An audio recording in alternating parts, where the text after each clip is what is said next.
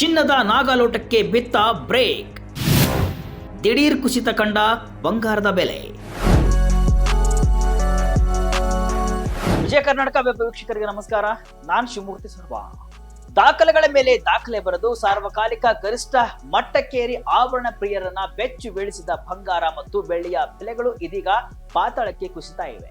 ಕಳೆದೊಂದು ದಶಕದಲ್ಲೇ ಕಂಡರಿಯದ ಅತಿ ದೊಡ್ಡ ಕುಸಿತ ಇದಾಗಿದ್ದು, ಹೂಡಿಕೆದಾರರು ಚಿನ್ನದ ಲಾಭವನ್ನ ದಿಢೀರ್ ಅಂತ ಜೇಬಿಗಿಳಿಸಲು ಮುಗಿಬಿದ್ದಿದ್ದಾರೆ. ಇದರಿಂದ ಕಳೆದ ಶನಿವಾರದಿಂದ ಹಳದಿ ಲೋಹದ ಬೆಲೆ ಇಳಿಕೆಯ ಹಾದಿಯಲ್ಲಿದ್ದು, ಕಳೆದ 6 ದಿನಗಳಲ್ಲಿ 7,000 ರೂಪಾಯಿಗೂ ಹೆಚ್ಚು ಬೆಲೆ ಕಡಿಮೆ ಆಗಿದೆ. ಇದನ್ನ ಗಮನಿಸಿದ್ರೆ ಜಗತ್ತಲ್ಲಿ ಚಿನ್ನದ ನಾಗಾಲೋಟಕ್ಕೆ ಬ್ರೇಕ್ ಬಿತ್ತಾ ಎಂಬ ಪ್ರಶ್ನೆ ಮೂಡ್ತಾ ಇದೆ. ಹಲವು ತಜ್ಞರು ಚಿನ್ನದ ದರ ಭಾರಿ ಪ್ರಮಾಣದಲ್ಲಿ ಇಳಿತಾ ಇದೆ ಅಂತ ಭವಿಷ್ಯವನ್ನ ನುಡಿದಿತ್ತು. ಅದು ಈಗ ನಿಜವಾಗ್ತಾ ಇದೆಯಾ ಎಂಬ ಪ್ರಶ್ನೆ ಕೂಡ ಮಾರುಕಟ್ಟೆಯಲ್ಲಿ ಹರಿದಾಡ್ತಾ ಇದೆ. ಈ ಹಠಾತ್ ಕುಸಿತಕ್ಕೆ ಕಾರಣವೇನು ಹಾಗೂ ಮುಖ್ಯವಾಗಿ ಮುಂದೆ ಚಿನ್ನದ ದರ ಏರುತ್ತಾ ಮತ್ತಷ್ಟು ಇಳಿಯುತ್ತಾ, ಡೀಟೇಲ್ ಆಗಿ ನೋಡೋಣ.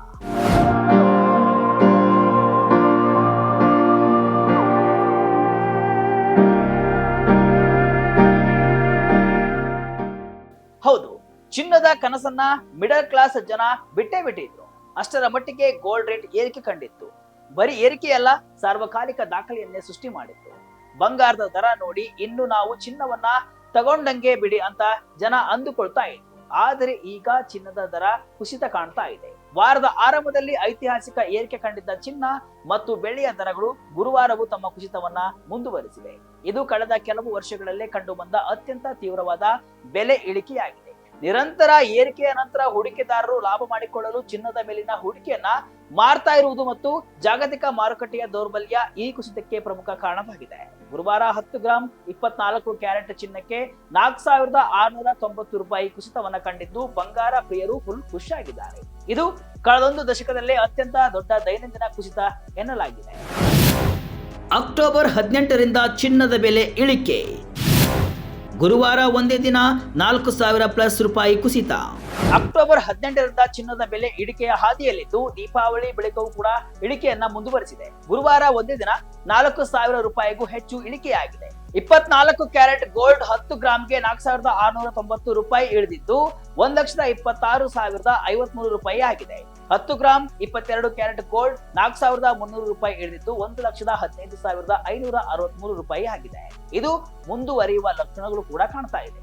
ಅಕ್ಟೋಬರ್ ತಿಂಗಳಲ್ಲಿ ಗರಿಷ್ಠ ಎಂಬಂತೆ 24 ಕ್ಯಾರೆಟ್ ಚಿನ್ನದ ಬೆಲೆಯು 1,32,953 ರೂಪಾಯಿಗೆ ತಲುಪಿತ್ತು. ಅದು ಈಗ ಇಳಿಕೆಯ ಹಾದಿಯಲ್ಲಿದೆ.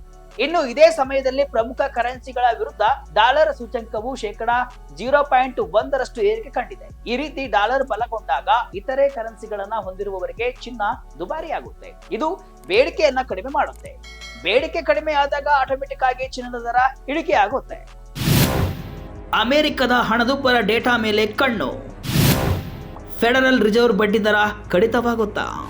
ಚಿನ್ನದ ಬೆಲೆ ದಾಖಲೆ ಪ್ರಮಾಣದಲ್ಲಿ ಇಳಿಯುತ್ತಿರುವ ನಡುವೆಯೇ ಎಲ್ಲರ ಕಣ್ಣುಗಳು ಈಗ ಶುಕ್ರವಾರ ಬಿಡುಗಡೆಯಾಗಲಿರುವ ಅಮೆರಿಕದ ಗ್ರಾಹಕ ಬೆಲೆ ಸೂಚ್ಯಂಕ ವರದಿಯ ಮೇಲೆ ನೆಟ್ಟಿದೆ. ಈ ಹಣದುಬ್ಬರದ ಅಂಕಿ ಅಂಶಗಳು ಬಡ್ಡಿದರ ಕಡಿತದ ನಿರೀಕ್ಷೆಗಳನ್ನ ರೂಪಿಸುವಲ್ಲಿ ನಿರ್ಣಾಯಕ ಪಾತ್ರವನ್ನ ವಹಿಸಲಿವೆ.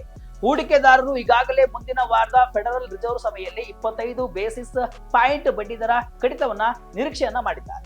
ಸಾಮಾನ್ಯವಾಗಿ ಕಡಿಮೆ ಬಡ್ಡಿದರಗಳು ಚಿನ್ನಕ್ಕೆ ಪ್ರಯೋಜನಕಾರಿ. ಆದರೆ ಅಲ್ಪಾವಧಿಯಲ್ಲಿ ಮಾರುಕಟ್ಟೆಯ ಸಂಚಲನತೆ ಮತ್ತು ಲಾಭದ ಉದ್ದೇಶವು ಬೆಲೆಗಳನ್ನ ಕೆಳಕ್ಕೆ ತಳ್ತಾ ಇದೆ.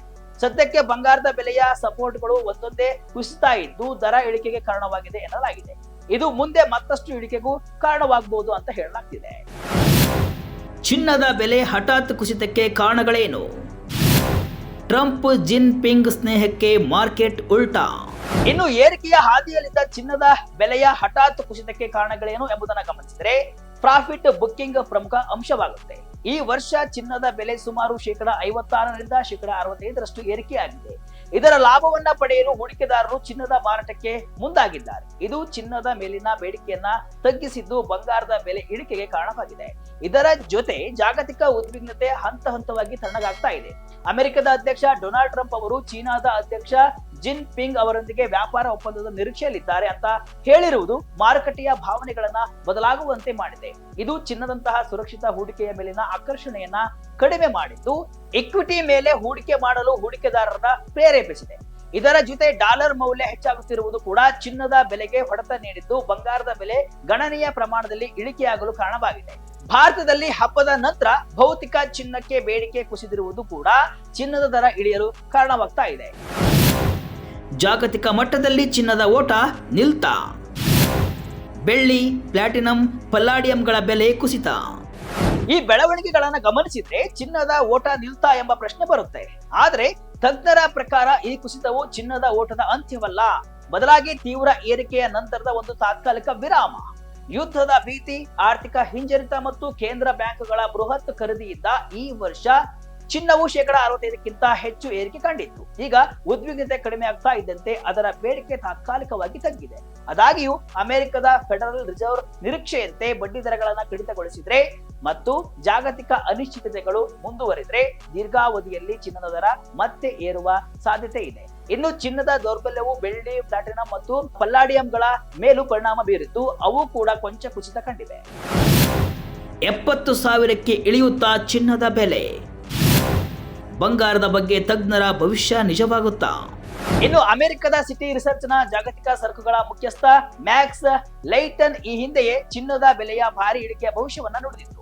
ಚಿನ್ನದ ಬೆಲೆ ಏರಿಕೆಯ ಗೆರೆ ಭಾಗಶಃ ಅಂತ್ಯಗೊಂಡಿದೆ. ಮುಂದಿನ ವರ್ಷದ ಅಂತ್ಯದ ವೇಳೆಗೆ ಚಿನ್ನದ ಬೆಲೆಗಳು ಗಣನೀಯವಾಗಿ ಇಳಿದು ಪ್ರತಿ ಔನ್ಸ್ಗೆ $3,000ಗಿಂತಲೂ ಕಡಿಮೆ ಬೆಲೆಗೆ ಚಿನ್ನ ಸಿಗಲಿದೆ ಅಂತ ಅವರು ಭವಿಷ್ಯವನ್ನ ನುಡಿದಿದ್ರು. 2026ರ ದ್ವಿತೀಯಾರ್ಧದಲ್ಲಿ ಚಿನ್ನದ ಬೆಲೆಯು ಸುಮಾರು $2,500ರಿಂದ $2,700 ವ್ಯಾಪ್ತಿಯಲ್ಲಿ ಇರಲಿದೆ. ಇದು ಸದ್ಯದ ಬೆಲೆಗಿಂತ ಸುಮಾರು $900 ಕಡಿಮೆಯಾಗಿದೆ ಅಂತ ಅವರು ಹೇಳಿದ್ರು. 2026ರಲ್ಲಿ ಚಿನ್ನದ ಬೆಲೆ ಕರಡಿಯಂತೆ ಇರಲಿದ್ದು ಭಾರಿ ಇಳಿಕೆ ಕಾಣಲಿದೆ ಅಂತ ಲೈಟನ್ ಅಂದಾಜಿಸಿದ್ರು. ಅದನ್ನ ಭಾರತಕ್ಕೆ ಕನ್ವರ್ಟ್ ಮಾಡಿದ್ರೆ 1 ಔನ್ಸ್ಗೆ 28.3495 ಗ್ರಾಂ ಅಂದ್ರೆ ಬಹುತೇಕ 3 ತೊಲೆ ಚಿನ್ನ. 1 ಔನ್ಸ್ ಬಂಗಾರದ $2,500ಗೆ ಇಳಿದ್ರೆ ಭಾರತದ ರೂಪಾಯಿ ಪ್ರಕಾರ 2.10 ಲಕ್ಷ ರೂಪಾಯಿ ಆಗಲಿದೆ. ಅಂದ್ರೆ 70ರಿಂದ 75,000 ರೂಪಾಯಿಗೆ 10 ಗ್ರಾಂ ಬಂಗಾರ ಸಿಗಲಿದ್ದು 25%ರಿಂದ 30% ಬೆಲೆ ಕಡಿಮೆ ಆಗಲಿದೆ. ಈ ಹಿಂದೆ ಇದೇ ರೀತಿ ಬಂಗಾರದ ಮಾರುಕಟ್ಟೆಯ ಬಗ್ಗೆ ಗೊತ್ತಿದ್ದ ಮಾರ್ನಿಂಗ್ ಸ್ಟಾರ್ ನ ಜಾನ್ ವಿಲ್ಸ್ ಬಂಗಾರದ ಬೆಲೆ 56,000 ರೂಪಾಯಿಗೆ ಇಳಿಯಲಿದೆ ಅಂತ ಭವಿಷ್ಯವನ್ನ ನುಡಿದಿದ್ರು. ಈಗಿನ ಪರಿಸ್ಥಿತಿ ನೋಡಿದ್ರೆ ಅದು ನಿಜವಾಗಬಹುದಾ ಎಂಬ ಆಶಾಭಾವ ಜನರಲ್ಲಿ ಮೂಡಿದೆ.